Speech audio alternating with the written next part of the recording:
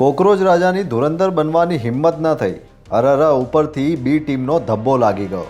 નમસ્કાર દર્શક મિત્રો, ગુજરાત વંદનમાં આપ સૌનું સ્વાગત છે. આટલી રાહ તો ભારતમાં મેઘરાજાની પણ જોવાતી નથી, એટલી રાહ બોસ્ટનથી ભારત આવનારા કોકરોચ રાજાની જોવાતી હતી. આજે આવશે, કાલે આવશે અને લોકોમાં ઉત્સાહ હતો તો સાથે સાથે એવી બીક પણ હતી કે મોદી સરકાર કોકરોચ જનતા પાર્ટીની ઓનલાઈન સ્થાપના કરનારા મૂળ પુણેના છાત્ર અભિજીત દીપકેને ભારતમાં ઉતરતા જ અટકાયત કરી લેશે. લેકિન હુઆ કુછ ऐसा कि देखने वाले हैरान हो गए. એરપોર્ટ પર કોકરોચ રાજાનું ભવ્ય સ્વાગત થયું. વિરોધ પ્રદર્શન માટેનું સ્થળ જંતર મંતર જવા માટે ખુલ્લી કાર અને સુરક્ષા માટે પોલીસ ખડે પગે, અને એ બધું જોઈને તથા જંતર મંતર ખાતે કોકરોચ કાર્યકરોને ભીડ અને પોલીસ સાથે કોઈ ઘર્ષણ નહીં. જાણે કે બધું ગોઠવાયેલું હોય એમ. નીટના પેપર લીક મામલે શિક્ષણ મંત્રી ધર્મેન્દ્ર પ્રધાનના રાજીનામાની માંગણી સાથે કોકરોચ કાર્યકરો ટીવી બાઇટ આપીને હળુ વિખરાઈ ગયા. એ બધું જોઈને ઘણાને થયું પણ ગાજ્યા મેં વર્ષે નહીં. એ કહેવતની જેમ કોકરોચ રૂપી રાજા મેઘ વર્ષો જ નહીં અને એવી એક છાપ રાજકારણમાં પડી કે શું સીજેપી પાર્ટી ભાજપની બી ટીમ છે.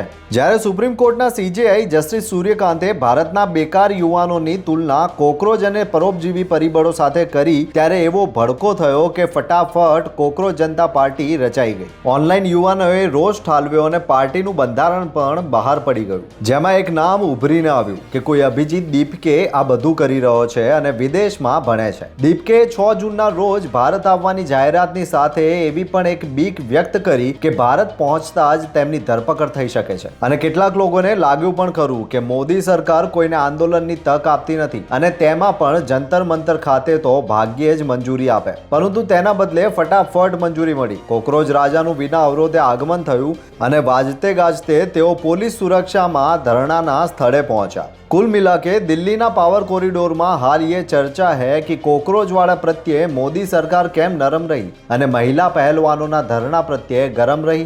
દેશના રાજકારણમાં કેજરીવાલની પાર્ટીની છાપ ભાજપની બી ટીમ તરીકે પડી ગઈ છે, તેમ નવી બનેલી કોકરોચ જનતા પાર્ટીની છાપ તો પહેલા જ આંદોલનથી સરકાર તરફી પડી રહી હોય તો ચૂંટણીઓમાં કોકરોચવાળા આ પાર્ટીની જેમ કોંગ્રેસના વોટ ઓછા કરવાનું જ કામ કરે તો નવાઈ નહીં. કેટલાક તો વિચારી રહ્યા હતા કે કોકરોચવાળા નેપાળ અને શ્રીલંકા જેવું આંદોલન કરશે, વધતી જતી મોંઘવારીને પડઘો પાડશે અને સરકારને અલ્ટિમેટમ આપશે. પરંતુ તેના બદલે સાવ ફૂસ કહી શકાય એવું અને જેને આંદોલન પણ નહીં કહી શકાય એવા સાવ સામાન્ય ધરણા વગેરે યોજાયા. કહેવાય છે કે કોકરોચવાળાઓ પાસેથી કોમન મેનને આશાઓ હતી કે તેઓ મોદી સરકારની સામે અન્ના જેવું આંદોલન કરશે. પણ અન્ના તો શું, એક આનાનું પણ આંદોલન કર્યા વગર જાણે કશું બન્યું નથી એમ કોકરોચ કોઈ મંચ પર જણાતા નથી. રાજકારણમાં એક એવી સામાન્ય લોકવાયકા છે કે સરકાર જેને વિરોધ કરવાની મંજૂરી આપે તેના નેતાને સુરક્ષા પ્રદાન કરે છે. જેમ કે અભિજીત દીપકેને આપવામાં આવી તેમ તો સમજી લેવું પડે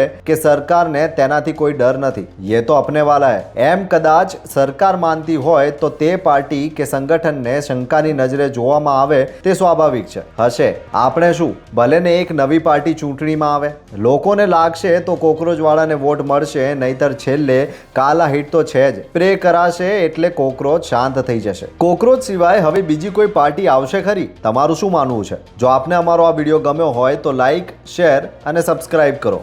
ધન્યવાદ.